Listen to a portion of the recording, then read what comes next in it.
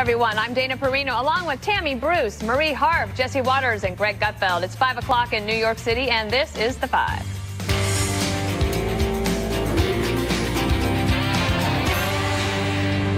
The immigration battle front and center as the first wave of the caravan is met with violence in Tijuana, Mexico. Local residents clashing with the migrants and chanting this.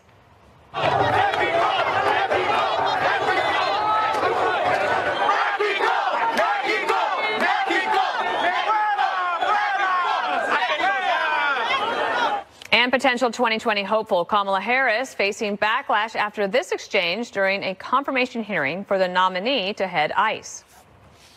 Are you aware of the perception of many about how the power and the discretion at ICE is being used to enforce the laws? And do you see any parallels?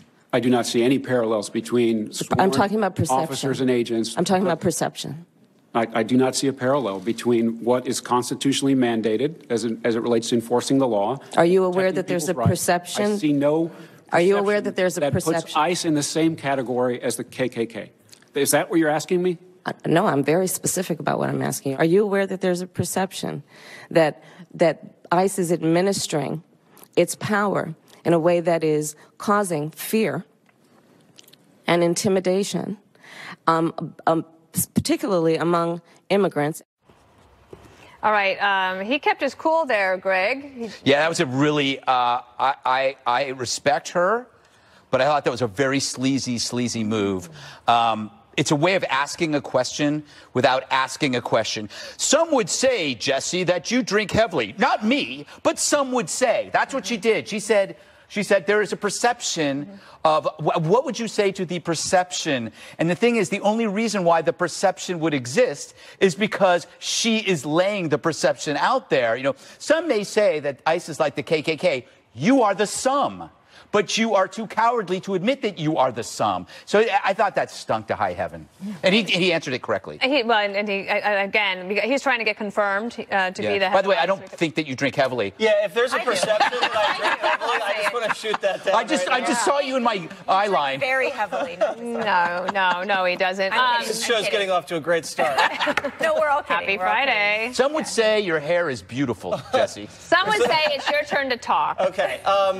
First of all, Kamala, what she did, I agree. You can't frame the question as guilt by association. I could say there's a perception that Democrats are pro-crime. And there's a perception that the Democrats... You just turned totally different. And there's a perception that the Democrats are open borders. And that's actually, there's more of a perception than that, than there's a perception that ICE is akin to the KKK. Now, she needs to go, her history books. The KKK terrorized the South for decades and hung innocent African Americans. They were supported by the Democratic Party, okay? She, African American senator, should know that. And that comparison is so outlandish and so disrespectful to the ICE agents that are just doing their job. You know who's really scared of ICE and who should be scared? Human traffickers, drug traffickers, criminal illegals that have skipped bail and are now still in the United States. Those people should fear ICE, and there's a good reason for that. Marie, I will say, though, that there is a perception we have seen, not based on what Senator Harris said, but based on real people who have come into contact with ICE, who are either trying to claim asylum, who've had their... And compare them to the KKK? I'm not making that comparison. Okay. But where she took the question was, are you aware there's a perception that people are scared? When these people have had their children taken from them, some of them don't know where they are, some of the adults have been deported back without their children. I think it's a completely fair question to ask him. She asked it incorrectly. Right. But I think... She inserted the KKK when she didn't need to do that. That's fine, and I think she's well aware of the history of the KKK, I should say, Jesse. She should be more responsible with her analogy. But let me say, you're focusing on that piece of it. The question that we heard her say when she expanded on it, when she went back and drilled back down, was a completely fair question. There are a lot of people today who are scared of ICE, who are fearful because some of the stories are quite frankly because she's a horrible. lawyer, Tammy. And he should be able to answer that question. And if she had said that in a court of law, don't you think someone was like, objection? Well, yes, but sustained. And people might have that perception because of her rhetoric. No, right? because of their actions. But let's, so they act like the KKK? Let's remember that on the border, it's not ICE that is separating families. It's the Customs and Border Protection, right? ICE goes after people who are, it goes after MS-13 in the interior of the country, illegal aliens who are engaging in money laundering and drug trafficking. That's interior work. They're, in fact, saving the immigrant communities from these beasts that target them, like MS-13. So they're the ones who are, helping the average American in general, certainly immigrant Americans. So so she doesn't even really know what ICE is doing. But she does. But let's make it clear, this is posturing for 2020. Well, I was going to say, she knows exactly what she's doing. I have a perception she's running for president. But let me add that this also was it felt like the Kavanaugh hearing. And it's the same attitude, the same insulting approach, the same innuendo. Americans didn't like the Kavanaugh hearing. They're not going to like, if this is what they're going to continue to do for 2 years, it will backfire. Everything can't be criticize it and then say this is like Kavanaugh. Okay? But it is. That's just like Kavanaugh. There are criticisms of ICE that cross party boundaries. It's okay. He's up for the position. He should get asked tough questions. And ICE doesn't. Real ones. ICE is getting unfairly smeared by the media. Come on. They save people's lives, and they save the lives of immigrants. They also do some things wrong, and they do these huge roundups of immigrants across the country in the interior. Criminal immigrants who are where there are warrants and that they're looking for. That is not true. They have expanded their power beyond what they used to have, and there are whole immigrant. And you know what? If what you're saying, Tammy, is true, if that's true, he could have taken that opportunity to say, I understand there are these false fears out there. Here's why they're not true. Marie, like Kavanaugh. No. She's comparing it to KKK. He's like, what the hell's going on here? He could have actually batted down some of these theories if he doesn't think they're true. Instead of just saying, I don't know what you're talking about. He did a pretty good job. I would have flipped out, Marie. Right. So would you. No, he held his composure. I don't think he did.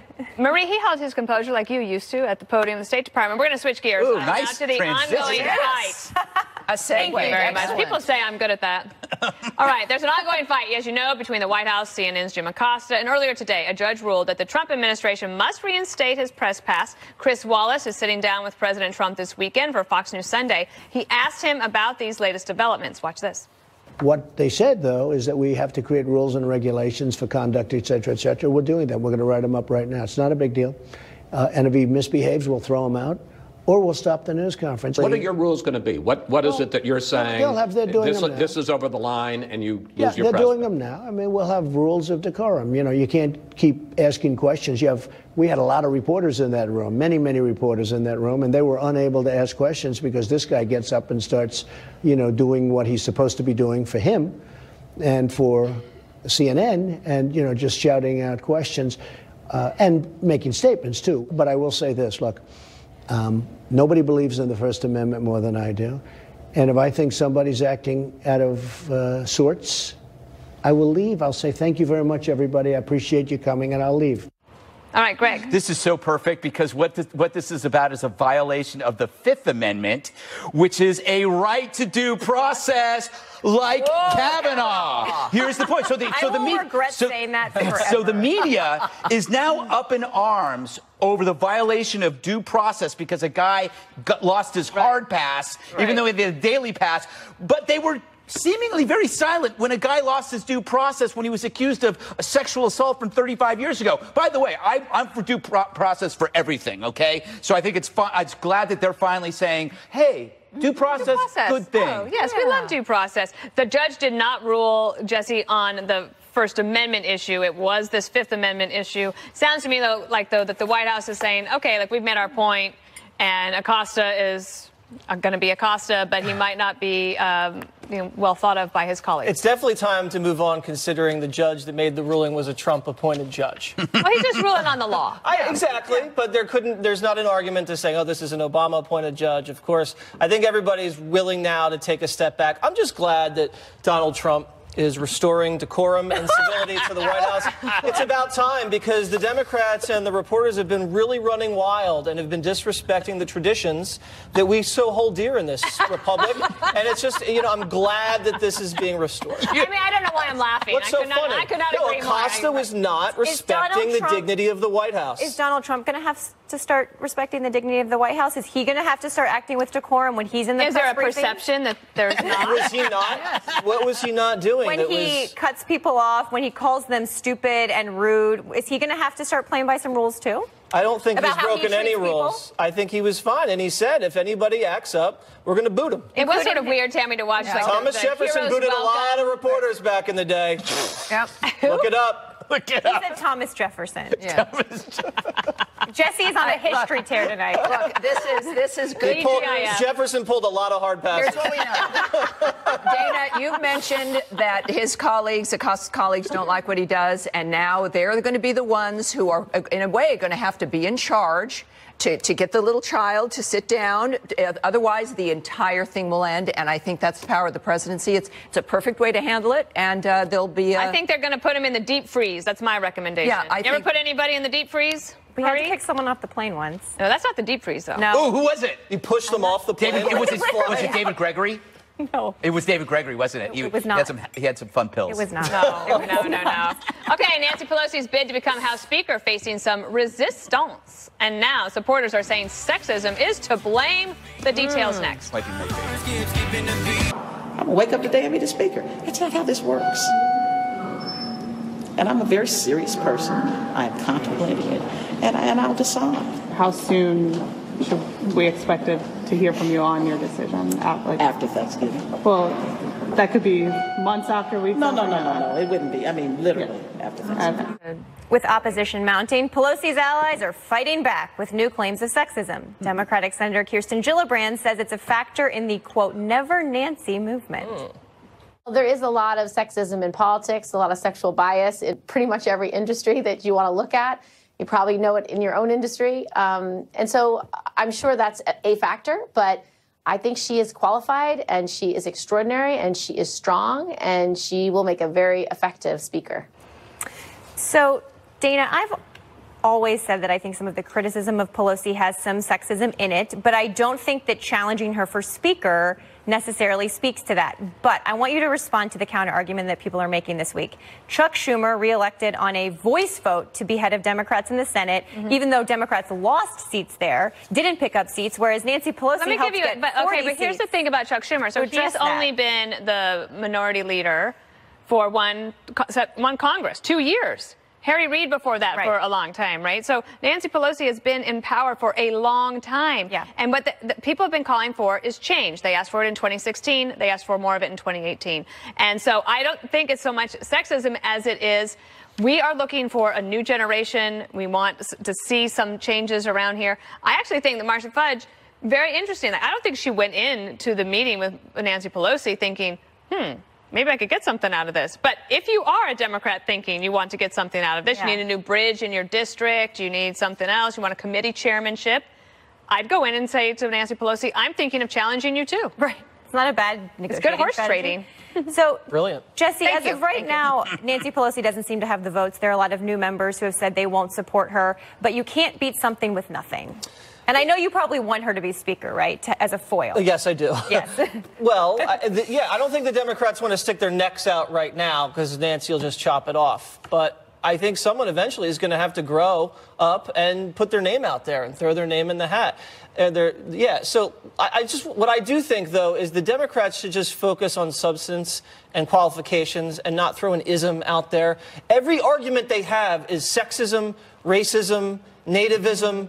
We're just sick of it. We'd rather just talk about the facts. And what this does, I think, is foreshadows what you're going to see in the Democratic primary when people run for president.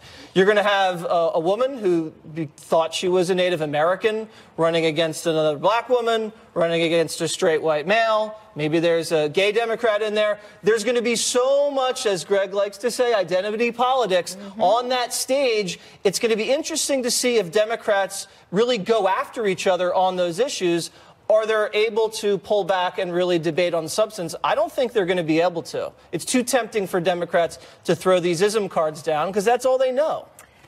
That'd be a good thing to come up with, like for a Christmas gift. Ism cards. Ism cards. Ism cards, yeah. Now Greg is like bingo. Ism cards. So, Greg, Nancy Pelosi has her flaws, certainly, and I do think a lot of Republicans, has high negative marks by a lot of Republicans. I deeply respect her. She also helped win almost 40 seats back. So I was skeptical of her, and I still am, but do you see someone else in the Democratic Party who could lead as effectively as she does right now? I don't know, because I don't pay attention that much to the Democratic Party. I'll be honest with you. I don't know many of them. This is the culmination of identity politics. You just start devouring your own. Right. Sooner or later, there's nobody left but the person in your room, and then you start pointing fingers at them. You know, it's cannibals eat their own family, ultimately. Yep. But I pose this question. Okay. Who says women can't be sexist against women? Right? Because they are going to replace... But they are saying that. They're saying that. They're saying that. Right. If you believe men can be sexist, but women can't be sexist, then you're saying women can't do the same things as men, which means you are sexist, just like Kavanaugh. So if you deny a woman's ability to be sexist to another woman, then you, in effect, are being sexist. Women, and by the way, you lost me, Greg. No, Jesse, it's true. Women can be every bit as sexist to women. It's unbelievable. If you're a woman. Libs versus conservatives. But they're saying if you're a woman that did not support Hillary Clinton, did not vote for her, and you're a woman that doesn't support Pelosi, in which there could be several Democrats that are both, that they, as women, are being sexist towards Which Pelosi. is why Marcia Fudge is an interesting possible candidate. Tammy, what do you think? Well, look, I think that the left has always been looking at everybody who's their opposition as the other. So it's not just that you're a sexist, it's that you're not really a woman if you're not really towing the line. Right? So that becomes the problem. You're actually dismissed as a human being. I think Alexandria Ocasio-Cortez should be the new speaker. I agree. Because look, but see, this is the problem. They want something new. The new crowd really doesn't know much. They're completely immersed in the issues. But Nancy Pelosi is the only one who raises money. She's the only one who knows what the background is. Not anymore. Well, not anymore. And I think, Alexandria, basically, those progressives are making the centrists of the Democratic Party stronger. Look like adults. I totally agree. Also, House Speaker doesn't have to be a member of the House. That's why Greg's running. Yes, and I'm looking for a strong write-in vote. Whoever is the responsible for the wins, we're always told it's Donald Trump. Maybe do my shows. I don't want to talk about politics. I want to talk about me. What are you talking about?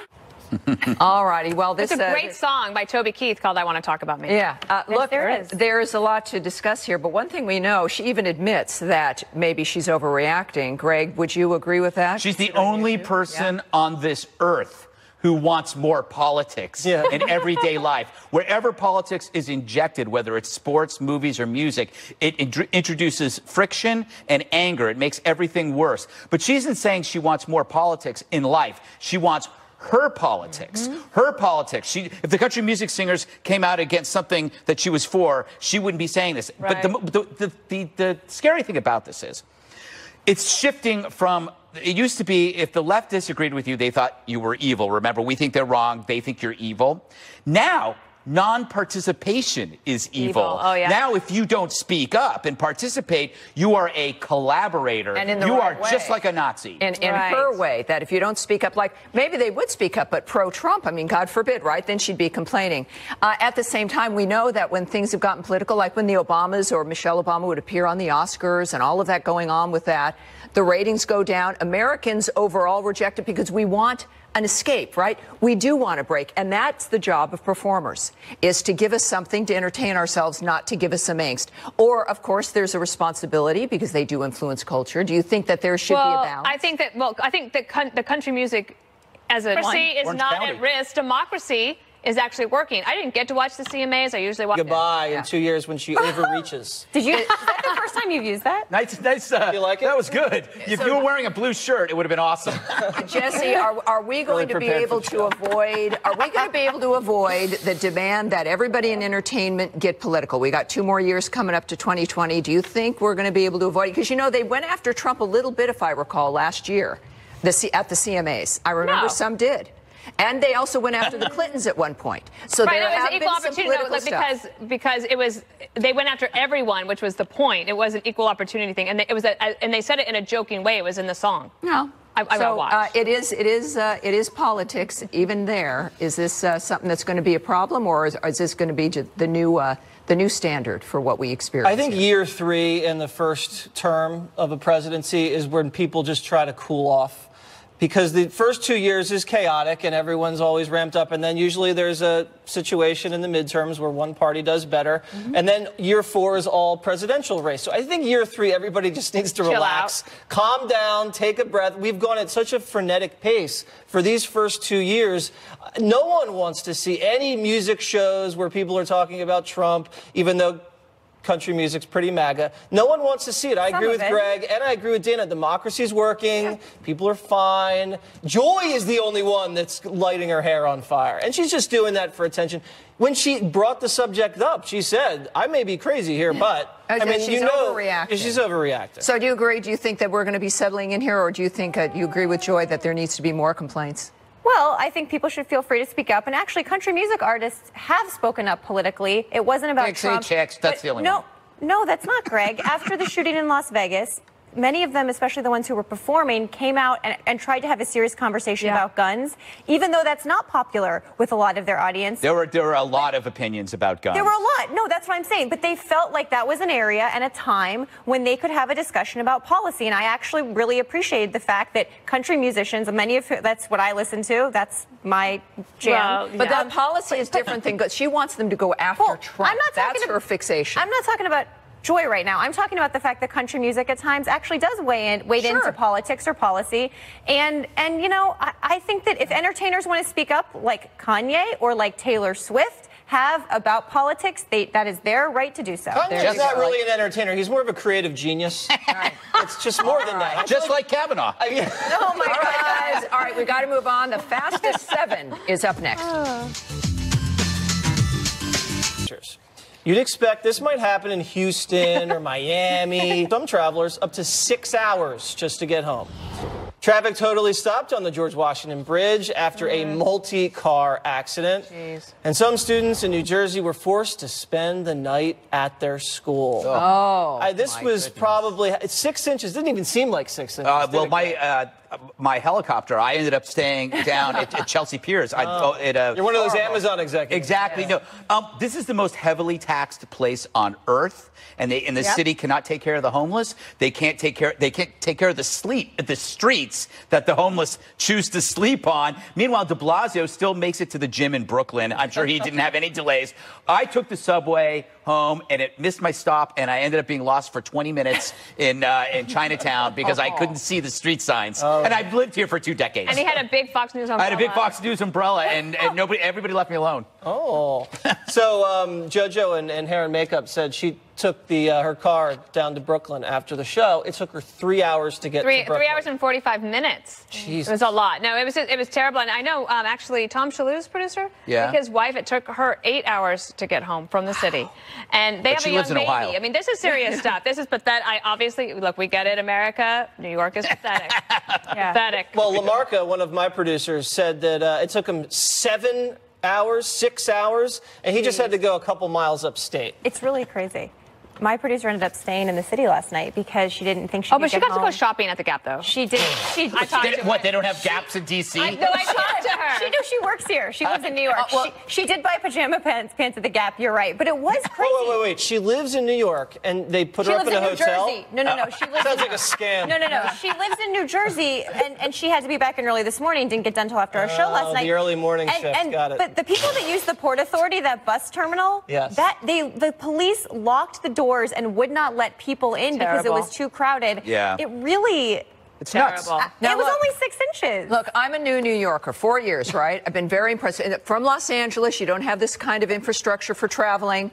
I was able to, I took the subway, didn't get in a car to come here to the studio yesterday, took the subway home. Way to save the company money, Tammy. One block away from my apartment, was able to avoid all of the snow and everything, and I was impressed. However, it was the first time that things, for me, with the fourth winter, that things did seem strangely inept, that nobody was doing anything. And I was thinking, this city, I knew it was coming. I wore the right boots. I was ready. And I'm a Los Angelino. So I was just thinking, how was this deliberate? How is it that they didn't know that this was happening? Well, speaking of deliberate, Chris Christie tweeted, it took me 5 hours and 40 minutes to travel from Piscataway to Mendham. He was walking. Not really the best person to complain about. Right. Okay, up next. Yeah, good point.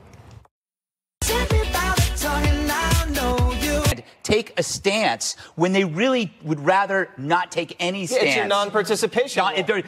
They are now collaborating with racists by appearing on the Super Bowl. What do you think they'll do? I think that they're going to break up because they realize their music is so bad and it's destroying the eardrums of the youth. Well, you were kind of sighing and in a very excited way when you saw the Maroon 5 performing. I heard that. I hate Maroon 5. I think they're a terrible choice because I really don't like their music. But this is also because, remember, Rihanna came out a few weeks ago and said she wouldn't have performed at the Super Bowl because of Colin Kaepernick. And look, these people are free to sign a petition. They asked me to perform, and I said no in solidarity. I get it. People are going to take a stand. These people are allowed to sign a petition, and Maroon 5 is allowed to keep playing their terrible music. Tammy, it's also like whether or not you go to the White House if you've won a game or, a big championship. There is this demonstration that you have to make or kind of this positioning you have to take. And we've got to put a stamp on this and just have it end and just encourage them to perform because it's going to, we've got to be able to participate. And they can make a decision. Or not, just based on normal life instead of all this pressure and all this bullying. That's right. All right. So finally, social media going straight to your head. A new study links excessive selfie posting to an increase in narcissism. With heavy social media users experience a 25% increase in self-absorbed behavior. Greg. Why me? Narcissism, it's all about selfies. We suffer from a glut of images. When your grandmother passed away, there was only one black and white photo in the newspaper, and it was really grainy. She was a mysterious little old lady. Now, when Granny dies, there's going to be 5,000 Instagram poses of her showing every tattoo, every belly ring, every party shot she does. It's going to be visually, everybody's going to be in great detail. You mean the Republicans push Granny over the cliff? Yes. Do you have a Greg selfie? Is there a Greg selfie up there somewhere? Yeah. Let's see if we have a Greg selfie. You must have sent something in there. Oh, yeah. That's what I see when I look in the mirror. Wow. I see Phil Hemmer. Much better looking, Greg. Dana? Well, I didn't know that you could even see how many selfies you have on your phone, but if someone sends you a selfie of themselves and you save that, then that also counts. Oh, look at that selfie. That's a good one. That's Juan. That was State of the Union, Greg. right? Oh, wow. It looks like Rachel Maddow. That was on a train. There's Peter and Jasper. Yeah, it also counts selfies if you just turn the phone around and take it with another person. So, like, if we took a photo right now. But that's what a selfie's called. But a selfie, people think of as just being you. Yourself. Right? Of just being you. Look at that selfie. Right there. That was a selfie. You were very selfie involved. But see, that counts as a selfie, even though someone else, my husband, is in it.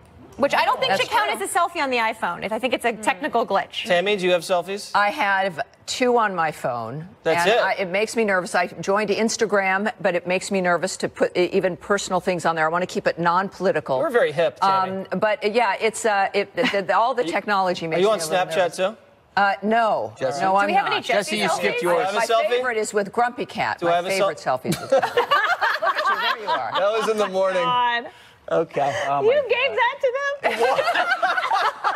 I didn't have a lot of selfies. Dana. A hotel room online. Dana.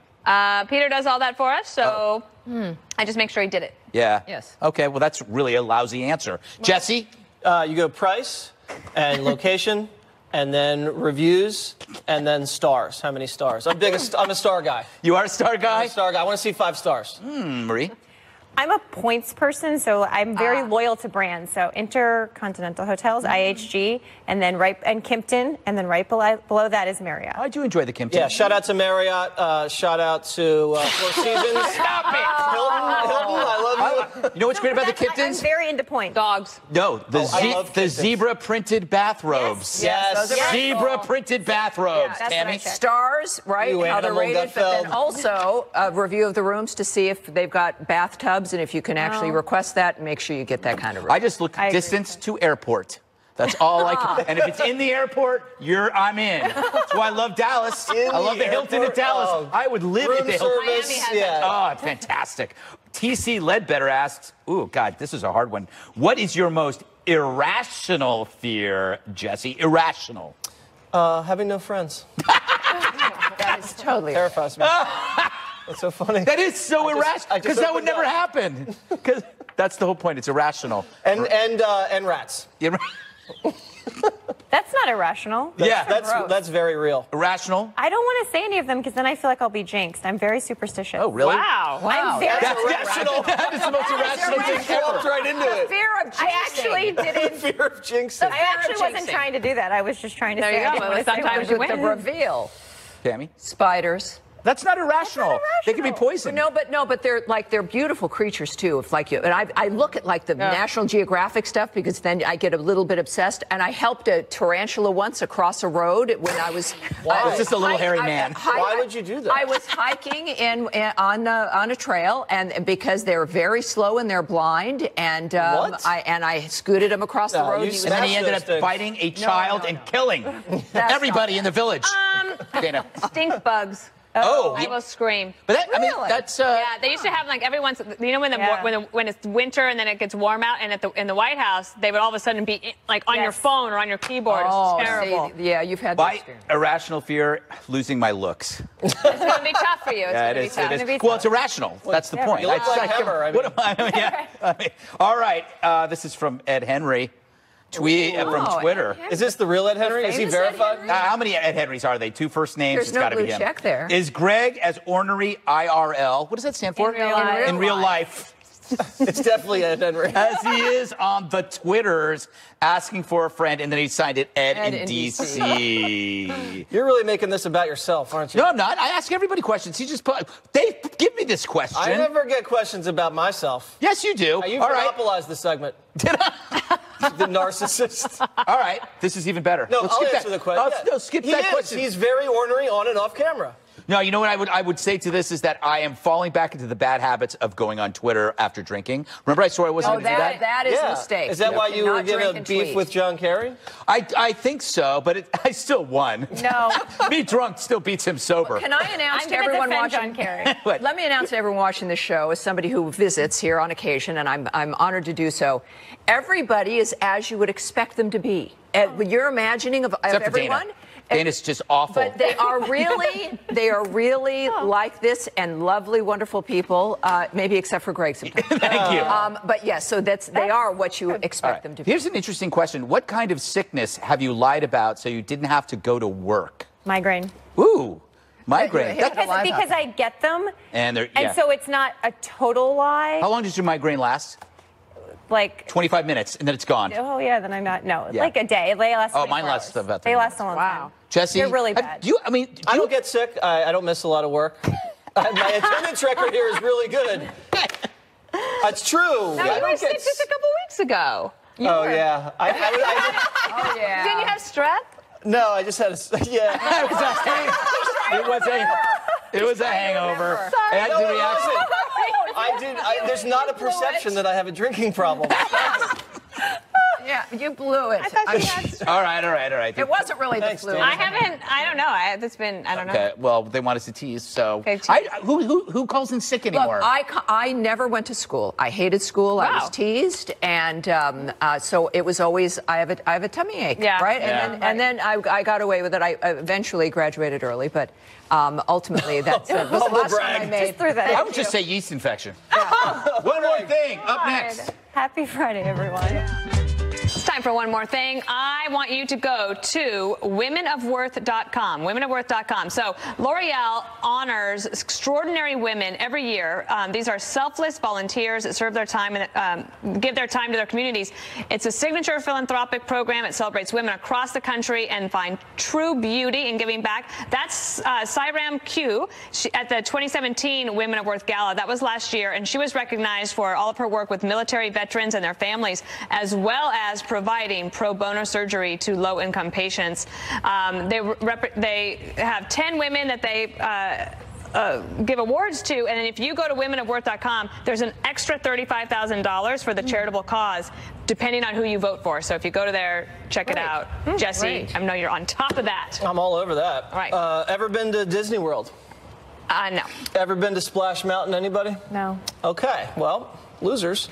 If you guys go down Splash Mountain, you know how you do the thing where you can get the picture of yourself screaming and freaking out? Well, a military veteran, a guy named Dion Cini, put a picture of Trump 2020, held up the sign on Splash Mountain while he was going down, just for the photograph, having a little fun, but guess what?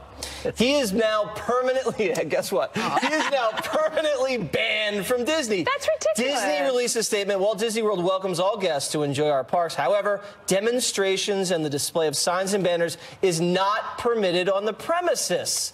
I think Disney's way out of line here. Do they own us now? No. Oh, okay, good. Quite the opposite. Anyway, I don't know how I feel about the story now. Next person. All right. The Greg, you didn't plug your show. Water's World, 8 o'clock. We have Ladies, Diamond and Silk, Ann Coulter, and Brian Kilmeade. Oh, Kilmeade. It's the All-Stars. He really brings it. He really brings it. All right, the Greg Gutfeld Show, Saturday, 10 p.m. I got Walter Kern. I got Joe DeVito, Cat Tim Tires, 10 p.m. Tomorrow night's going to be great. Now it's time for Greg's Heroic News. All right, check this out. We got a tenacious bunny digging. What could it be digging? Well, maybe there happens to be a little friend that's trapped on the other side. A little paw, perhaps you can see. Come on. Oh, look at that.